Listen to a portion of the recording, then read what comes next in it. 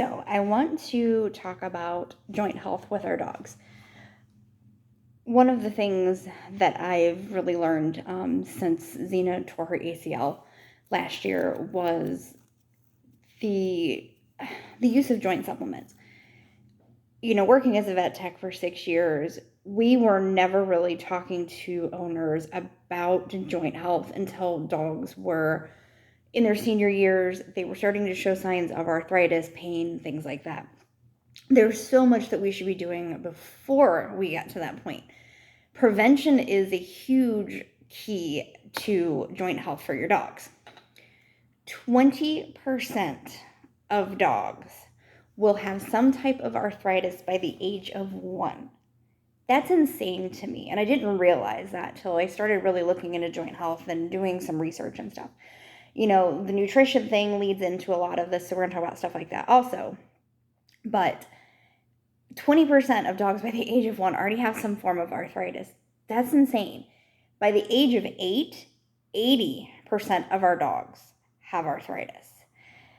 The normal age that you start to see these signs are usually between the ages of 5 and 9. So even at 5 years old, we still kind of look at our dogs and go, oh, okay, you're still young, middle-aged maybe.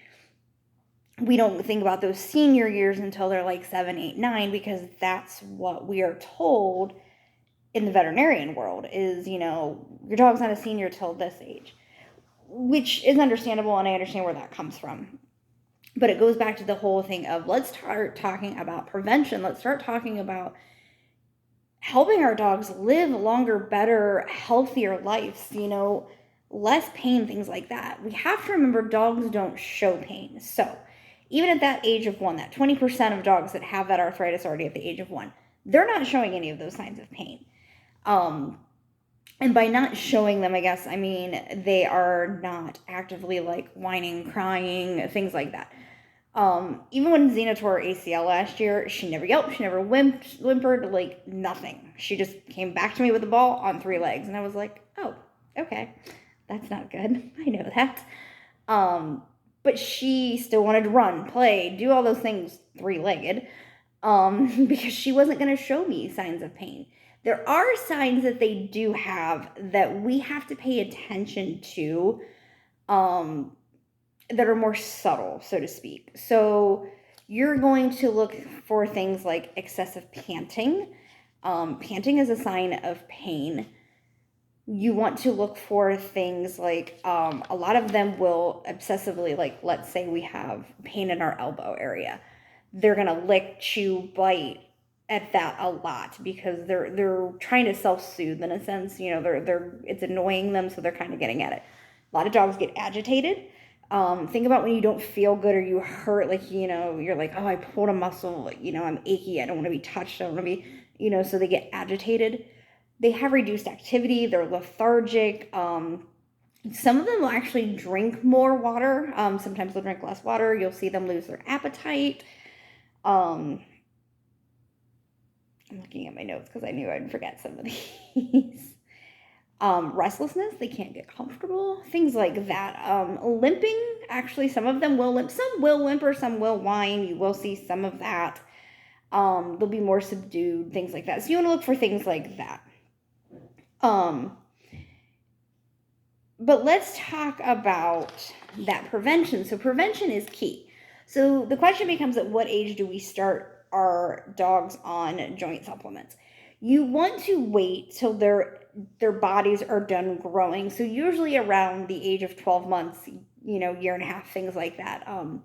Talk to your vet, ask, like, when do we know for sure my breed's growth plates are closed, things like that. Then you want to get into daily joint supplements. You want to make sure also, when we're talking about prevention, maintaining a healthy weight for your dog. That is one thing we definitely struggle with ZeeNa because she has a thyroid condition. So unfortunately, even though we're on daily thyroid medicine, I still feel like she's not losing the weight like she should. We are very good at maintaining, how much she eats, how much snacks she gets, as best exercise as we can, given that she does definitely have arthritis in the leg that she definitely tore the ACL, her x-rays did reveal last year that she did have arthritis in her other hip. Not hip dysplasia, thankfully, just it looks like there was some type of injury at some point, which is very possible with that crazy dog. So you do want to make sure that you are maintaining a healthy weight. Obesity, that is a killer in itself, not just for joint health, but for other health issues and things like that. You want to make sure that you are getting a high quality joint supplement. There's so many out there. Right now we're doing that trial with Woofies to see what we think, because it is a more expensive one. And I will be honest, we've tried all kinds of them, and ones that were more expensive than what we're trying right now. And because a lot of them are chewables, getting her to eat them was not always easy. And yes, we tried the peanut butter, this, that, and the other. If she smells it and doesn't want it, she ain't going to eat it. She don't care what it's covered in. You do want to make sure that you're looking for things like glucosamine and chondroitin, and those two things kind of go hand in hand, so you almost always see those two products together. MSM is another ingredient that you want to look for. You also want to look at the process that the joint supplement is made in. So high heat processing, just like kibble, kills a lot of the nutrients. So you want to look for more like cold pressed processing, stuff like that, which does make, again, your joint supplements more costly because they are processed in a better way. You are getting the higher quality of the nutrition, the nutrients, things like that.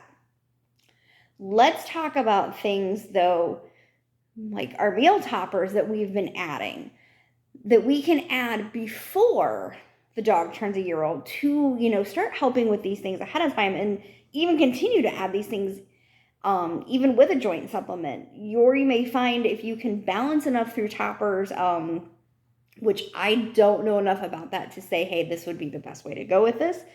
That's why I like to add in stuff on top of my joint supplement. So bone broth. We've talked about bone broth because we've talked about rehydrating our kibble and stuff like that. But bone broth is really good for joint health. Duck feet. We are going to be talking about our duck foot topper here in the next couple days, hopefully. I have to get to the store and get more. Small oily fish, high in omega-3s, things like that. That actually helps reduce inflammation. So you want to use things like that. Green lip mussels are really good for dogs' joint health. That is one of the ingredients I did notice in Woofies. I am going to be introducing Woofies in the next day or so as we round out May. We are going to do 3 months, I believe. I know they said to stick with it for 60 days for sure. I think we might do 90 days just to see how ZeeNa is doing, so we can say, hey, we really saw a significance. We're hoping to see something by the end of a 60-day trial. So we're, I think, just a week into it right now. We see little improvements. But that is one of the things I did notice. Sweet potatoes, blueberries, hemp seed, kale, all those are beneficial for joint health, reducing inflammation, things like that. So these are all things, and if you are adding veggies, because we really haven't added veggies as toppers or talked about that at all, you do want to make sure you are cooking those, boiling them, something. You don't want to give them raw. It's not that you can't. They're more beneficial if they are lightly cooked. So you do want to do things like that. The other thing when you are looking into buying your joint supplements, you want to make sure it's made in the USA. You do not want something that's made out of the United States. You want to make sure that it is made here, made, locally, things like that. That's always important. Let's talk about the things, though, that we don't think about that can actually cause inflammation that we may be feeding our dog. And a lot of this is in our commercial dog foods. So again, our kibble is kind of contributing to our joint health and stuff like that, which is why, again, meal toppers, joint supplements, things like that are so important. High sources of omega-6, they cause inflammation. So sources of that are corn, soy, sunflower oil, grains, things like that. So you want to watch for all of that. And again, that's in almost all of our commercially processed foods. So again, I don't care what you feed your dog. A fed dog is best it doesn't matter to me. I want to know that your dog ate at the end of the day. That's here nor there. That's why adding those meal toppers becomes so important at the end of the day. But let's really kind of, if your dog's not on a joint supplement already, let's start talking about getting on a joint supplement. Start doing some research. Start, looking into things. Message me privately. I have all kinds of recommendations because I've tried so many. There's ones that are orthopedic, surgeon recommended. It's a great product. Unfortunately, getting ZeeNa to eat it was not easy. And 9 times out of 10, she wouldn't eat it. So it was not cost effective for us to continue to try to get her to eat something. Our vet recommends a very good product also. We did try that. I did like it when ZeeNa was less active in the winter. Now that she's more active in the summer, I don't like it as well. I'm not sure why. I don't know what is causing her to not be doing as well on it. But it is a good product. My sister actually uses it with her dog who tore her ACL last year also, right around the same time ZeeNa did. And Bailey is doing amazing on that supplement. Like I said, we're doing the trial with Wolfies right now, so we're going to see how we like that. Other than that, if you have a puppy and we're not at that age of 1 and we don't want to start adding an actual joint supplement, get into those toppers. Start adding those green lip mussels, those small oily fishes, those blueberries, those kales, those broccolis, cauliflower, things like that are going to help your dog with their joint health. So if you guys have questions, just ask me. Let me know if I can help you in any way. That's what I'm here for. So have a great day.